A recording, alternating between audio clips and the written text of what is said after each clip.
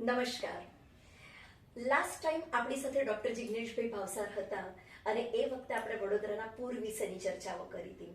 તો જિગ્નેશભાઈ, અત્યારે તો આખા વર્લ્ડમાં એક જ વસ્તુમાં ચર્ચાઈ રહી છે ને દરેક જણ એક જ બાજુ જઈ રહ્યું છે કે પ્રયાગરાજ મહાકુંભનું મહાત્મ્ય એટલું બધું સોશિયલ મીડિયા પર, પેપરમાં ને બધે વાંચીએ છીએ, પણ એવો પ્રશ્ન થાય છે કે મહાકુંભ બધાથી જઈ શકાતું નથી. તો પોતાની જાતને એવું માને છે કે હા, અમારાથી નથી જવાતું. મારો દીકરો આઉટ ઓફ ઇન્ડિયા છે, હી ઇઝ થિંકિંગ પણ કે મામા ડેટ્સ નથી મળતી કે અમારે આવવું છે. કોલેજમાં ભણતા છોકરાઓનો પણ આ પ્રશ્ન છે કે અમારા જેવી ગણી શકે કે પુષ્કળ ભીડ છે. તો મહાપ્રયાગમાં નહીં ગયા હોવા છતાં એ અફસોસ ના રહે, એના માટે આપ મહાકુંભ વિશે શું પ્રકાશ પાડવા ઈચ્છો છો? સારો પ્રશ્ન છે, બહુ જ સારો પ્રશ્ન છે. એટલા માટે કે વાત સાચી છે કે દુનિયાભરમાં એક અત્યારે કુંભ ફીવર ચાલી રહ્યું છે. ગામે ગામથી ચાલી રહ્યું છે, બધા જવું જોઈએ. 144 વર્ષ પછી આવ્યો છે. અને કદાચ પ્રશ્નનો જવાબ આપતાની સાથે થોડી આગળ પાછળની વાત કરી લઉં તો કુંભ, અર્ધકુંભ, મહાકુંભ કોઈ 4 વર્ષે આવે, કોઈ 12 વર્ષે આવે, કોઈ 144 વર્ષ પછી આવે. ગ્રહોની સ્થિતિ પર બધું છે અને એ બધું કદાચ આપણે વાત ના કરી તો ચાલે એવું છે. બધું ઢગલો આવ્યું છે, વોટ્સએપ પર ફરે છે, ફેસબુક પર છે, તો ખૂબ છે. પણ સોશિયલ મીડિયાનો જે કમાલ છે કે એટલું બધું થયું છે કે બધાએ જવું જ જોઈએ. અને કદાચ છે ને ધાર્મિક આસ્થા તો એની જગ્યાએ છે જ છે, પણ એક ટુરિઝમ ચાલુ થયું છે. એક ગ્રુપ થઈને ફરવાનું, પિકનિકનો માહોલ થઈ ગયો છે, આખો જવું જોઈએ. અને થોડું એવું ચાલે છે કે પેલા ગયા હું રહી ગયો, એ પણ ચાલ્યું છે. પણ સમજવું જોઈએ કે કુંભ ના મેળાનું આયોજન ક્યાં, કેમ, કેવી રીતે થયું. બહુ બધા રેકોર્ડ છે. એવું ઇતિહાસ એવો છે કે રાજા હર્ષવર્ધને શરૂ કર્યું હતું, આદિ શંકરાચાર્યજી એની પરંપરા શરૂ કરી. પણ આ ઘણા વર્ષોથી એનાથી ચાલતી આવતી પરંપરા છે. બેઝિકલી આપણે પહેલા એ સ્વીકાર કરીએ કે આપણી સંસ્કૃતિ અને એના સિદ્ધાંતો એ વર્લ્ડ બેસ્ટ હતા અને એ સિદ્ધાંતોથી જ આપણે જગતગુરુ હતા. તો વિશ્વભરમાંથી લોકો આવતા, ભારતભરમાં હતા. કુંભ એ તમે જાણો છો, આપણા પ્રેક્ષકો પણ એવું જાણે છે કે એ અમૃત બિંદુ કળશમાંથી 4 જગ્યાએ પડ્યા અને એ જગ્યાએ બધા એ સેમ બધા ગ્રહો ગોઠવાય એટલે પાછું કુંભ થાય, બધા આવે. પણ શું હતું?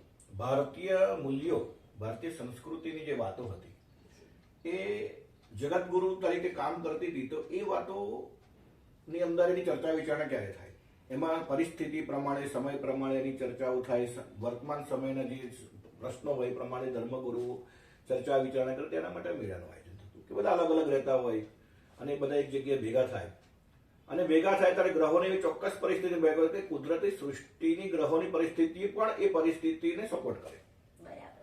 અને એ બધા ભેગા થાય તો લોકોને પણ એવો લાભ મળતો હતો કે બધા જ ધર્મગુરુઓ, બધા અલગ અલગ સંપ્રદાય, અલગ અલગ સંસ્થાઓના વડાઓ, બધા જ જે ધાર્મિક ચેતનાઓને લઈને ચાલી રહ્યા છે, અલગ અલગ પ્રવાહથી ચાલી રહ્યા છે, બધાને એક સાથે દર્શન થાય. અને એટલે આ કુંભ મેળાનું આયોજન થતું. સોશિયલ મીડિયા હતા, ત્યાં જ પદ્ધતિ હતી. અને ત્યાં ધર્મ સંસદનું આયોજન આજે પણ થાય છે. પણ પહેલા એવું હતું કે રાષ્ટ્રનું બંધારણ હોય, રાષ્ટ્ર ચલાવે. નાની નાની કોઈ સંસ્થા, એનું પોતાનું બંધારણ હોય. એવું ધર્મ દ્વારા, ધર્મ એટલે અહીંયા અધ્યાત્મની વાત છે, એના દ્વારા એવા સિદ્ધાંતો અને સમસ્યાઓ પર એવું કંઈક નક્કી થાય કે જે ધર્મ સંસદ બેની ઘોષણા થાય. અને એ ધર્મ સંસદ એટલી બધી મહત્વપૂર્ણ રહેતી, ખેંચાખેંચ, લડાલડ, એક અવાજ હતો બધા ધર્મગુરુઓનો. અને એ સમાજ એનો સ્વીકાર કરે. સમાજની વ્યવસ્થા એ પ્રમાણે ચાલતી કે ભાઈ આ રિવાજ, કુરિવાજ છે, બંધ કરો, આ થાય. એ બધું જ ધર્મગુરુ દ્વારા નક્કી થતું. આખી પદ્ધતિ હતી, બહુ સુંદર વ્યવસ્થા એક સમાજમાં વિકસાવવામાં આવી હતી. અને એ જો અમલ થઈ જતો હોય, અત્યારે પણ જો થઈ શકતો હોય તો એ બહુ સારી પદ્ધતિ છે. એટલે 2-3 રીતે કુંભમાં જવું જોઈએ. એટલે જેવી રીતે કહેવાય કે દેશનું સંચાલન પાર્લામેન્ટમાં થાય છે, એવી રીતે સમાજનું સંચાલન આ કુંભમાં થતું. અને જવું જોઈએ. ગ્રહોની પરિસ્થિતિથી એના વાઇબ્રેશન્સ પેદા થતા હોય. બીજું, આટલા બધા ધર્મગુરુ એક સાથે આવ્યો એટલે એના વાઇબ્રેશન્સ હોય. દિવ્ય આત્માઓ, સૂક્ષ્મ શરીરધારીઓ પણ બધા આવતા હોય છે, તો એ પણ વાઇબ્રેશન્સ મળે. ને ચોથું, બીજા સૌથી મોટા આપણા અંદાજ છે કે લગભગ 40 કરોડ લોકો જશે. એ 40 કરોડ લોકોને મનમાં જ્યારથી વિચાર આવે ને કે મારે કુંભમાં જવું, ત્યારથી એ પોઝિટિવિટી ચાલુ થાય. તો ત્યાં પહોંચે ને ડૂબકી મારે ત્યાં સુધી કેટલી પોઝિટિવ વાઇબ્સ એ જગ્યાએ ભેગી થાય છે. તો ચોક્કસ જવું જોઈએ, કંઈક લઈને આવવું જોઈએ. પણ હું હવે કંઈક બીજી વાત કરું, જે તમારો મૂળ પ્રશ્ન હતો કે જેમ ના જવાય એનાથી શું. હું જુદું કહું છું કે ના જવાય એની ચિંતા છોડો. જે ગયા છે પણ જો ખરેખર જાણતા હોય ને કે કેમ જવું જોઈએ, વાસ્તવમાં આ આધ્યાત્મિક આયોજન છે. કોઈ અખાડા પ્રદર્શન કે કોઈ સંતો મહંતોનું આ તે એવો કે પ્રદર્શન, શક્તિ પ્રદર્શન અત્યારે થોડું એવું થઈ ગયું છે, પણ એવું નથી. તો એ અધ્યાત્મ અને ધર્મ, અધ્યાત્મ એ સ્પિરિચ્યુઆલિટી છે, જીવન જીવવાની એક ચોક્કસ પદ્ધતિ છે, એના સિદ્ધાંતો છે. અને ધર્મ છે એ એને અલગ અલગ પદ્ધતિઓથી ચાલતું એક સંસ્થા હોય છે કે જે ઈશ્વર સુધી પહોંચવાના અલગ અલગ રીતિ રિવાજ બતાવે છે, પોતપોતાની રીતે ચાલતું છે. આધ્યાત્મ ની કુંભ એ કયો? તો ગંગા, જમના, સરસ્વતી, ત્રિવેણી. એ તો તમે જાણો છો કે છે. તો એ ત્રિવેણી કઈ? તુલસીદાસજી એવું લખ્યું કે કુંભમાં, પ્રયાગમાં, ત્રિવેણી સંગમમાં સ્નાન કરવાથી કાગડો હંસ બની જાય છે, એવું ઉલ્લેખ છે. તો ચલો આપણે ટ્રાય કરીએ. આપણે એક નહીં, બધા 2-5 કાગડા લઈને જઈએ અહીંથી, અને બિલકુલ શાહી સ્નાનના દિવસે જ કાગડાને ડોબાડીને હંસ થઈને પાછા આવે તો ખરો? નહીં આવે. એ હંસ એટલે ઘણા ભજનો જો હોય, હંસ લો પ્રભુ ભજન લો, એ હંસ લો એટલે આપણો આત્મા, અને એને કાગડામાંથી હંસ બનાવી દેવાનો છે. તો એ ત્રિવેણી કઈ હતી? એ રીમ શ્રીમ ક્લીમ કહો, એને બ્રહ્મા વિષ્ણુ મહેશ કહો, એને અજ્ઞાન અશક્તિ અને અભાવ દૂર કરનારી શક્તિઓ કહો, એ મૂળ ધારાઓ કઈ હતી? આદિશક્તિ ગાયત્રીમાંથી જે 3 સરસ્વતી, લક્ષ્મીની, કાલીની ધારાઓ નીકળી, તો એ કઈ હતી? તો એના માટે 3 સ્ત્રોત્ર બતાવ્યા છે આધ્યાત્મમાં: ઉપાસના, સાધના અને આરાધના. આ 3 જે છે ગંગા, જમના, સરસ્વતી, એનું મિલન જ્યારે જે જગ્યાએ, જે વ્યક્તિત્વમાં થાય, જે સમાજમાં થાય, જ્યાં પણ થાય, ત્યાં એ મહાકુંભ થાય. અને એમાં જે ડૂબકી મારીને આવે, ચોક્કસ એના પાપો બધા જે ધોવાતા, જે માન્યતા પૂર્તિ થાય છે. ઉપાસના, સાધના અને આરાધના, એના થોડા અર્થ બ્રીફમાં સમજાવશો? જી હા, વિષય ઘણો લાંબો છે, પણ હું બ્રીફમાં સમજાવી દઉં કે ઉપાસના એટલે ઈશ્વર પાસે બેસવું. ઉપ એટલે પાસે, આસન એટલે બેસવું. આપણે રોજ બધા બેસીએ છીએ, પૂજા પાઠ કરતા જ હોઈએ, પણ બેસવાનો અર્થ ઉપાસના બહુ અલગ રીતે કીધો છે કે જેની પાસે બેસવાના ગુણ આવે. પંખો ચલાવો તો પવન આવે, તાપણું કરો તો ગરમી લાગે, એસી ચલાવો તો ઠંડક લાગે, તાપમાં જાઓ તો આપણને ગરમાવ લાગે, હૂંફ લાગે. જેની પાસે બેસી એના ગુણ આપણી અંદર આવે, એના ઉપાસના. એટલે રોજ ભગવાન પાસે બેસીને એવો પ્રયત્ન કરવાનો કે એ જેને તમે માનો છો, જે સ્વરૂપને, એની અંદર જે દૈવી ગુણો છે, એની આપણે વાર્તાઓ વાંચીએ છીએ, કથા વાંચીએ છીએ, જે ગુણ છે, રામ તો કૃષ્ણ, બધાનું ચરિત્ર જે હોય આપણા જીવનમાં આવ્યું, તો એ બેસેલું સાર્થક. તો એ ઉપાસના દ્વારા ઈશ્વરીય ગુણોને આપણી અંદર ધારણ કરવા. ઈશ્વરીય ગુણ એટલે કયા? તો ભગવાનની વ્યાખ્યા બહુ સરસ છે, બહુ ક્લિયર છે. ઈશ્વર એટલે શ્રેષ્ઠતાનો સમૂહ, બધું શ્રેષ્ઠ વસ્તુ ભેગી થાય, નામ ઈશ્વર. એ આપણી અંદર થોડું થોડું લાવવાનો પ્રયત્ન કરે, ઉપાસના છે. હવે એ લાવવા માટે બીજો પ્રયોગ છે કે સાધના. ઈશ્વર આપવા તૈયાર છે, આપણે કોઈ ત્યાં ખીર લેવા જઈએ, વાળકો લઈને 15 કાદવ કીચડો તો નહીં આપે. તો આપણું વાસણ ચોખ્ખું હોવું જોઈએ. તો આપણું વાસણ મોઢું પણ કરવું એટલે વધારે ભરાય, અને આપણું વાસણ ચોખ્ખું પણ કરવાનું નામ છે સાધના. સાધના છે ખેતર ખેડવું, નકામી વસ્તુઓ કાઢવી તો નવો પાક રોપાય, કપડાને કલર લગાવો તો પહેલા સરસ ધોઈ નાખવું તો નવો કલર ચડે, એના પર નામ છે સાધના.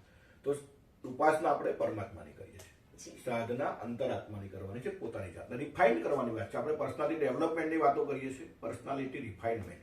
જે આપણી એક્ઝિસ્ટિંગ પર્સનાલિટી છે એને રિફાઇન કરીએ. આપણે પાણી, મિનરલ વોટર પીએ છીએ, તેલ ડબલ રિફાઇન ખાઈએ છીએ, બધું ગાડીને કહીએ. વ્યક્તિત્વનું શું?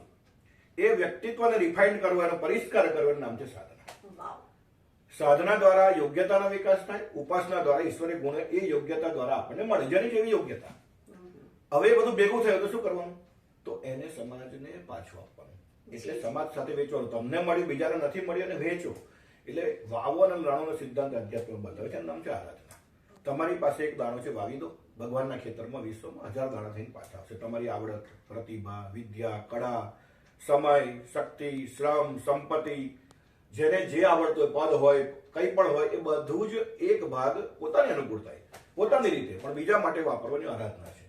તો તમે ઉપાસના, સાધના, આરાધનાની ત્રિવેણીમાં આ રીતના આપણે જો સ્નાન કરતા શીખીએ, તો હું એવું ચોક્કસ માનું કે આ સંકલ્પ સાથે ત્યાં જઈને ડૂબકી મારીએ તો ચોક્કસ ફાયદો થાય. એટલા માટે ખાસ વાત ઉમેરી દઉં કે ગંગા કિનારે જાઓ, યમુના કિનારે જાઓ, ત્રિવેણીમાં જાઓ, કુંભ વગર પણ જાઓ, તો ત્યાં મહારાજ, પંડાજીઓ, ચોબાજીઓ બધા હોય છે, આપણને પૂજા કરાવે છે. પૂજા શું હોય છે એકચ્યુઅલી? એ હેમાદ્રી સંકલ્પ આપણા શાસ્ત્રમાં બતાવ્યો છે. અમે વ્રજ પરિક્રમામાં ગયા ત્યારે પહેલા સંકલ્પ લેવડાવ્યો હતો. હેમાદ્રી સંકલ્પ એ જસ્ટ લાઈક ક્રિશ્ચિયન્સમાં કન્ફેશન બોક્સ હોય છે, કે ત્યાં જઈને એવું કહો કે મારે આવું આવું થયું. તમે હાથમાં જળ લઈને એવું કહો છો કે મારાથી જીવનમાં ભૂલો થઈ છે, મને એની સમજણ છે, હું એ હવે નહીં કરું, એને પશ્ચાતાપ કરું છું, માફી માંગુ છું, એના માટે મને શક્તિ આપજો, એની પ્રાર્થના કરો, અને એને કન્ફેસ કરો. કોઈને કહેવાની જરૂર નથી, ભલે મનમાં બોલો, અને પછી તમને ડૂબકી મરાવે છે. એટલે જે પાપ ધોવાય છે ગંગામાં, કન્સેપ્ટ છે એ છે કે તમે કબૂલ કરી તમે ધોયા છે. બાકી પાણીમાં તો રોજ તઈ રહેનારા લોકો ગંગા કિનારે રહેતા રોજ ડૂબકી મારે છે. જી જી. એટલે આપણો વ્યક્તિત્વ હેમાદ્રી સંકલ્પ વાળો બને, હજારો લોકો જાય છે, એમને પણ આ સંદેશ છે કે ત્યાં જઈને સંકલ્પિત થઈને જીવન બદલી થાય છે. જી. પ્રયત્ન કરીએ, રાતોરાત કોઈ મોટું નથી થઈ જતું. અને જે ઘરે રહ્યા છે એ લોકો એનો અફસોસ ન કરે.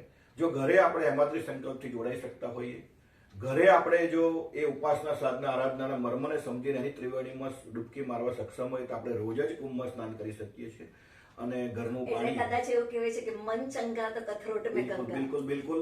અને મન ચંગા હોય તો આપણા ઘરના બાથરૂમમાં નળમાં જે પાણી આવે છે ને એ પણ ત્રિવેણીનું જ પાણી છે. એટલા માટે કે વિજ્ઞાન સમજાવું કે ભૂકંપ આવે ને તો કોઈક જગ્યાએ ભૂકંપનો ઝાટકો ક્યાંક બીજે લાગે છે. ધરતીની નીચે ખનીજ હોય, પાણી હોય, માટી હોય, બધું એક સરખા લેવલે છે, ફ્લોટ થાય છે એકબીજાને. એટલે આપણી વિશ્વામિત્રીમાં કે મહીસાગરમાં કે નર્મદા નજીકનું પાણી હોય કે આપણા બાથરૂમમાં આજવા સરોવરનું પાણી આવે એ પણ ધરતીની અંદરથી જ આવે છે. ને ગંગા માતા ત્યાં જ છે, યમુના માતા ત્યાં જ છે, સરસ્વતી માતા ત્યાં જ છે. તો તમે જે પ્રશ્ન પૂછ્યો થોડુંક લાંબુ બોલવું પડ્યું છે, પણ મને એવું હતું કે જેટલા લોકો સુધી પહોંચે સમજે કે જે ગયા છે ભાડા ખર્ચીને એ લોકો કદાચ સાંભળી લે તો પ્રોપર એનો મરદ સાથે ડૂબકી મારીને આવે. આ વચ્ચે એક પ્રશ્ન મારે પૂછવાનો રહી ગયો કે લોકો જે ત્યાં આગળ જાય છે, અમે લોકોએ તો પાણીની બોટલમાં ત્યાંનું પાણી મંગાવ્યું છે કે અમારા માટે ગંગાજીનું પાણી લેતા આવજો, પ્રયાગરાજનું પાણી. સો એવો કોઈ કુંભનો શ્લોક ખરો ત્યાં બેઠેલા લોકો પણ બોલી શકે? શ્લોક તો છે, પણ કદાચ લાંબો શ્લોક ન પણ આવે. તો ભગવાન છે ને ભાવનો ભૂખ્યો છે. એકચ્યુઅલી તમને એક સૂત્ર આપી દઉં જે આપણે વેદ કહે છે, ભાવોહિ વિદ્યતે દેવાહ તસ્માદ ભાવોહિ કારણ. એટલે ભાવ ભગવાનને વિદ્યતે એટલે સમજણ પડે છે ભાવ. આપણે એ જ ભગવાન જે તુલસીના પાંદડે તોડાય, સબરીના બોર ખાઈ લે, નરસિંહજી મહેતાનું માવરું કરવા આવે, એટલે મંત્ર ના આવડે તો ભાવ. પણ મંત્ર સમજવો તો બહુ સરસ વસ્તુ છે. કળશ કુંભ છે ને એને તમે કુંભ એટલે માટલું, કળશ એ રીતના જુઓ. અને આપણે ઘરમાં પણ પ્રવેશ કરીએ તો કુંભ સ્થાપન કરીએ, ઘટ સ્થાપન કરીએ, ઘડો મૂકીએ, નવરાત્રીમાં પણ ઘડો મૂકીએ છીએ. તો એ કુંભ શબ્દ છે ને એ આવે છે કે સમસ્ત બ્રહ્માંડના પ્રતિક રૂપે કુંભ ની કલ્પના કરવામાં આવી છે. અને એના મંત્ર જે મંત્ર છે એની જે બહુ જ સરસ મંત્ર છે કે આ કુંભ છે એની અંદર શું શું છે, એનું મહત્વ ઓછું નથી. તો એવું એને શરૂઆત એવી થાય, મંત્ર ખૂબ લાંબો છે પણ થોડુંક તમને સંક્ષિપ્તમાં સમજાવું કે કલશસ્ય મુખે વિષ્ણુ કંઠે રુદ્ર સમાશ્રિતા મૂલે તસ્ય સ્થિતો બ્રહ્મા અને મધ્ય માતૃ ગણાસ્મૃતા. કળશની જુઓ એમ તો મુખે વિષ્ણુ, કલશસ્ય મુખે વિષ્ણુ અને મુખમાં વિષ્ણુ છે, કંઠે એનો ગળાનો વચ્ચેનો જે ભાગ છે એમાં રુદ્ર છે, નીચે તળિયામાં એને બ્રહ્માજી છે, બધી માતૃ શક્તિઓ છે એના કળશમાં છે, એનું જળ ભરેલું છે. એની આગળ પણ આવે છે કે ઋગ્વેદો, યજુર્વેદો, સામવેદો બધા વેદ એની અંદર છે. અંગેશ્ચ સંહિતા સર્વે કલશંતુ સમાસિત, બધી સંહિતાઓ ધર્મગ્રંથો એની અંદર સમાવેશ છે. અત્ર ગાયત્રી સાવિત્રી, ગાયત્રી સાવિત્રી એટલે બલા નાતિ બેલાની જે વિદ્યા મૂળ જે આપણી શક્તિઓ છે એ એની અંદર સ્થાપિત છે. અને એ બધી પ્રાર્થનાઓ કરતા કરતા છેલ્લે એવું કહે છે કે આ બધું જ જે છે એનું હું આવાહન કરું છું, હું કુંભમાં સ્નાન કરું છું, કુંભનું સ્થાપન કરું છું, એની અંદર જળ છે. અને છેલ્લે એવું કહે છે કે તત્ પ્રસાદ અને લાસ્ટ વર્ડ પ્રસન્નો ભવ સર્વદા. તમામ બ્રહ્માંડની શક્તિઓને પ્રાર્થના છે કે તમે અમારા પર પ્રસન્ન રહેજો. કૃપા કરજો નહીં. કૃપા કરજો નથી. હજુ ક્યાંક બહુ સરસ પકડ્યું તમે કે કૃપા કરજોમાં આપણે ડિમાન્ડ કરીએ કૃપા કરજો. એ પ્રસન્ન રહેવાની શરત એવી છે કે પ્રસન્ન ક્યારે રહે. હું મારા છોકરાની વાત કરું કે બાપ છોકરા પર ક્યારે પ્રસન્ન થાય? સારા કાર્ય કરે, ગમતા કાર્ય કરે તો પ્રસન્ન થાય, નહીં તો દુઃખી થાય. આપણે દેવી દેવતાઓને કહીએ છીએ પ્રસન્ન ભવ સર્વદા. એટલે આપણે એવું કરવું પડે. એટલે અગેન એ જ આપણી ઉપાસના સાધના આરાધના એવી બને, આપણો હેમાદ્રી સંકલ્પ એવો બને કે એ પ્રસન્ન થાય. અને પ્રસન્ન થાય તો સર્વદાની વાત છે એ આપણા પ્રસન્ન થાય. અને એ આ કુંભનું બહુ સરસ શ્લોક છે. અને હું તો એનાથી વધારે કહું કે કળશમાંથી 4 જગ્યાએ અમૃત પડ્યું, આપણે એનું નાહવા જઈએ છીએ. સમુદ્ર મંથન થઈને 16 રત્નો નીકળ્યા, પહેલો શું નીકળ્યું હતું? 20 નીકળ્યું હતું. હલાહલ નામનું ઝેર નીકળ્યું જે સમગ્ર સંસારને ખલાસ કરવા સક્ષમ હતું. ત્યારે ભગવાન શંકરે એને લઈને પોતાના ગળામાં ધારણ કર્યું, નીલકંઠ કહેવાયા. તો જે પહેલું નીકળ્યું એનું તો આપણે કશું નહીં કરતા, આપણે જે છેલ્લું નીકળ્યું એનું નાહવા જઈએ છીએ. તો સંસારમાં 20 ચારે બાજુ હોય, આપણું ના ગમતું હોય, પણ એ બધામાંથી જે ધારણ કરવા જેવું, જે સહિષ્ણુતાની શક્તિ, એવી આ જ અધ્યાત્મ છે કે આપણી અંદર એવી ક્વોલિટી વિકસિત થાય કે 20ને ધારણ કરતા શીખીએ. અને ત્યાર પછી બધું ભોગવતા છેલ્લે અમૃત તત્વને પાછા જે છેલ્લું રત્ન છે. એટલે આપણે છેલ્લા માટે દોડીએ છીએ તો પહેલાને કોઈ યાદ કરતું નથી.